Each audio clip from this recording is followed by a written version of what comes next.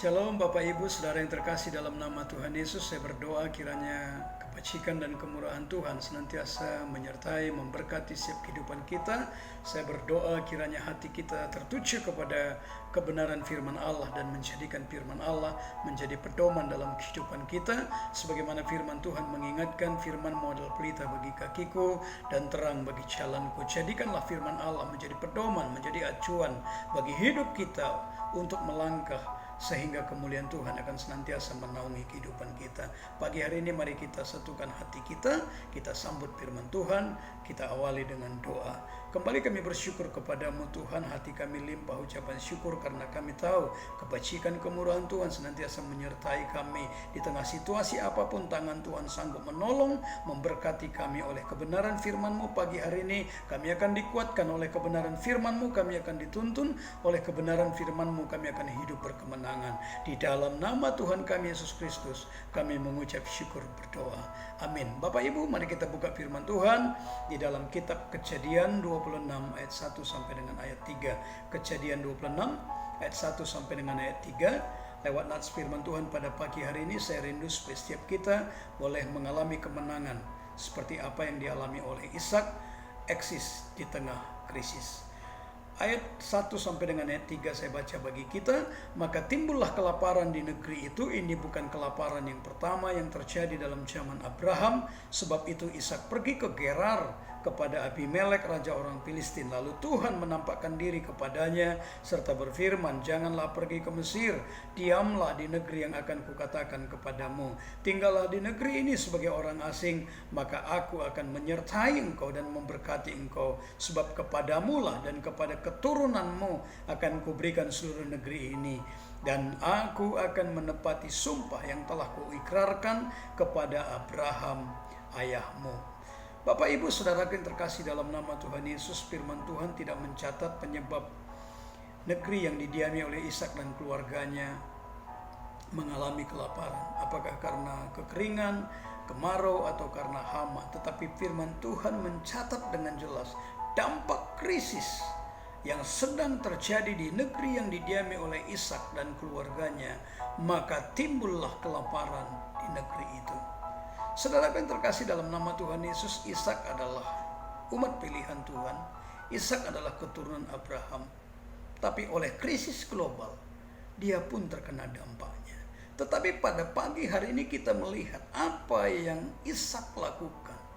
Bagaimana Ishak meresponi keadaan tersebut, sampai di tengah-tengah krisis itu pun Ishak mampu melihat kemuliaan Tuhan. Bagaimana di tengah krisis itu Ishak mampu berkemenangan. Di tengah krisis itu justru Ishak mampu melihat kebaikan Tuhan dalam hidupnya, saudara. Di ayat 2 tadi dikatakan, lalu Tuhan menampakkan diri kepadanya serta berfirman. Saya percaya Ishak sekalipun di tengah krisis, sekalipun di tengah negerinya sedang dilanda kelaparan, hatinya tetap tertuju kepada Tuhan. Itu sebabnya Ishak membangun persekutuannya dengan Tuhan. Itu sebabnya Ishak senantiasa membangun hubungannya dengan Tuhan. Maka di tengah-tengah persekutuannya dengan Tuhan, kita bisa melihat Ishak mendapatkan tuntunan Tuhan. Dia mendengar sabda Allah kepadanya untuk tidak pergi ke Mesir. Saudara yang terkasih dalam nama Tuhan Yesus, saya percaya dalam persekutuannya dengan Tuhan, maka Ishak menaikkan doa dan permohonannya, dan seluruh rencananya dibawa kepada Tuhan. Itu sebabnya dia berkata kepada Tuhan, dia hendak pergi ke Mesir.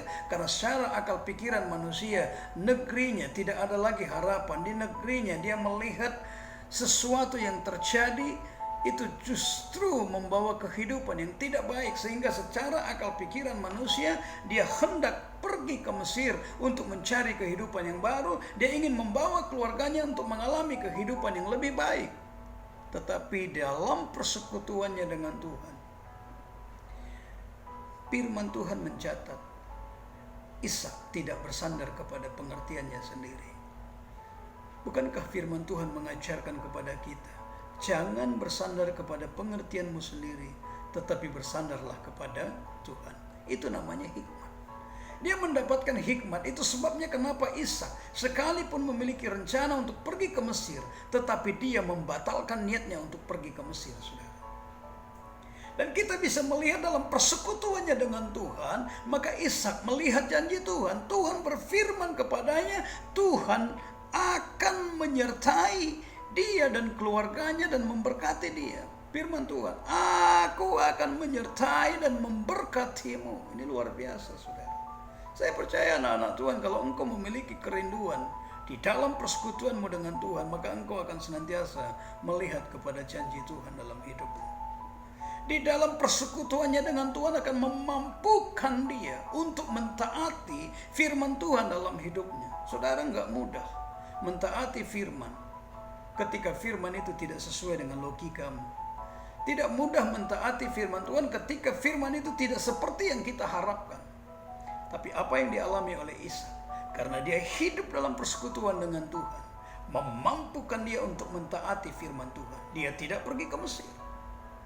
Kemudian dia menabur di tanah yang tandus. Nah, saudara bayangkan, dalam kondisi krisis kelaparan, Ishak sanggup menabur, saudara. Di tengah keadaan yang tidak baik, dia menggali sumur. Kemudian Abimelek dan timnya datang mengganggu.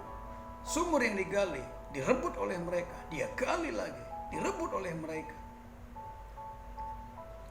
Pada pagi hari ini, kalau kita bersekutu dengan Tuhan, maka sekalipun keadaan belum berpihak kepada kita, maka firman Tuhan ketika mengingatkan kepada kita mengucap syukur dalam segala hal. Maka saya percaya sebagai anak-anak Tuhan, kalau engkau bersekutu dengan Tuhan, maka engkau akan mampu berkata, Tuhan, engkau baik dalam hidupku. Engkau akan mampu mensyukuri setiap rahmat Tuhan dalam hidupmu. Ketika firman Tuhan berkata, bersukacita senantiasa dalam Tuhan. Karena engkau tahu sukacitamu bukan berasal dari dunia, tapi sukacitamu berasal dari Tuhan. Engkau akan berdoa. Ketika firman Tuhan berfirman kepada kita, serahkanlah segala khawatirmu kepadanya sebab ia yang memelihara kamu. Maka saya percaya sebagai anak-anak Tuhan, di dalam persekutuan kita dengan Tuhan, kita akan mampu berkata, Tuhan, aku serahkan segala kehidupanku ke dalam tangan kasih-Mu. Aku serahkan kebutuhanku ke dalam tangan kasih-Mu. Aku serahkan pemeliharaan kesehatanku ke dalam tangan kasih-Mu. Aku serahkan perlindungan keluargaku ke dalam tangan kasih-Mu. Karena firman-Nya yang mengajarkan, serahkanlah segala kekhawatiranmu kepadanya, sebab ia yang akan memelihara kamu. Ketika firman Tuhan berkata, sebab itu janganlah kamu khawatir akan hari besok, karena hari besok mempunyai kesusahannya sendiri. Kesusahan sehari cukuplah untuk sehari. Kita akan mampu mentaati firman ini jikalau kita hidup dalam persekutuan dengan Tuhan. Saudaraku yang terkasih dalam nama Yesus, ketika Ishak hidup dalam persekutuannya dengan Tuhan, maka dia mengalami janji Tuhan. Kalau saudara baca di dalam ayat 12, bagaimana secara jasmani Tuhan memberkati kehidupannya.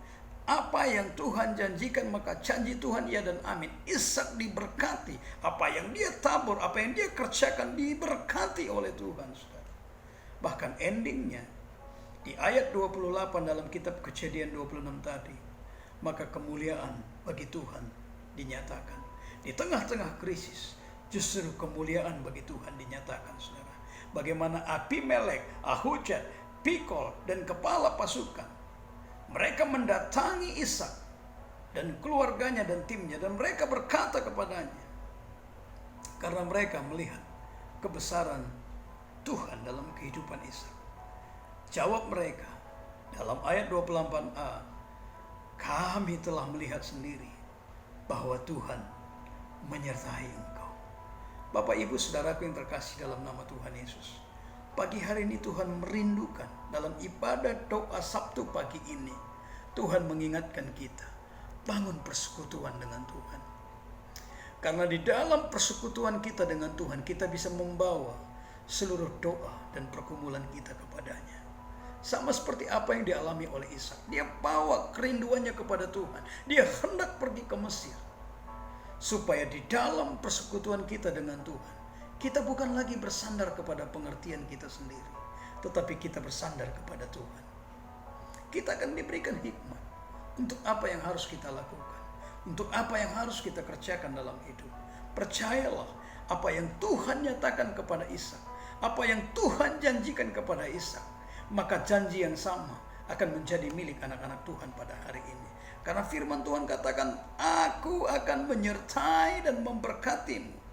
Maka saya percaya janji itu pun akan menjadi milik daripada anak-anak Tuhan pada hari-hari ini. Sebab Galatia 3 ayat 29 katakan, dan jikalau kamu adalah milik Kristus, maka kamu adalah keturunan Abraham dan berhak menerima janji Allah. Janji Tuhan, aku akan menyertaimu dan memberkatimu. Bangun persekutuan dengan Tuhan. Sebab dalam persekutuan maka kita akan melihat janji-janji itu dinyatakan dalam kehidupan kita. Kita percaya dalam setiap perkara yang Tuhan izinkan terjadi, maka endingnya adalah supaya namanya boleh dimasyurkan. Dia boleh dimuliakan, dia boleh ditinggikan dalam kehidupan ini. Sama seperti krisis yang sedang dialami oleh Ishak dan keluarganya. Maka di dalam ayat Kejadian 26 ayat 28a tadi, maka Abimelek, Ahuzat, Pikol, dan kepala pasukan dan timnya itu datang berbondong-bondong kepada Ishak dan keluarganya. Kemudian mereka berkata di ayat 24a, jawab mereka, kami telah melihat sendiri bahwa Tuhan menyertai engkau. Umat yang dikasihi oleh Tuhan Yesus, setiap kita mari bangun persekutuan di hadapan Tuhan. Sebab saya percaya apa yang dia janjikan, maka janjinya iya dan amin bagi kita. Kita bersatu dalam doa. Segala puji, hormat, kemuliaan hanya bagimu Tuhan. Pagi hari ini kami datang ke hadirat-Mu, membawa seluruh kehidupan umat-Mu ke dalam tangan kasih-Mu. Bawa hati kami untuk senantiasa tertuju kepada kebenaran firman-Mu. Ubahkan hati kami Tuhan, supaya kami boleh senantiasa melihat kepada rencana-Mu yang besar. Bangun persekutuan kami dengan Tuhan. Ingatkan seluruh anak-anak-Mu ya Bapa, untuk senantiasa membangun persekutuan dalam hidup mereka, dalam keluarga mereka. Sebab di dalam persekutuan, maka kami akan mendapatkan hikmat. Dalam persekutuan-Mu kami akan mendapatkan janji. Dalam persekutuan dengan Tuhan, maka kami akan melihat kemuliaan Tuhan. Maka dalam persekutuan kami dengan Tuhan, kami percaya janji-Mu ya dan amin bagi kami. Berkat-Mu tercurah atas setiap kehidupan umat-Mu. Di dalam nama Tuhan kami Yesus Kristus. Amin.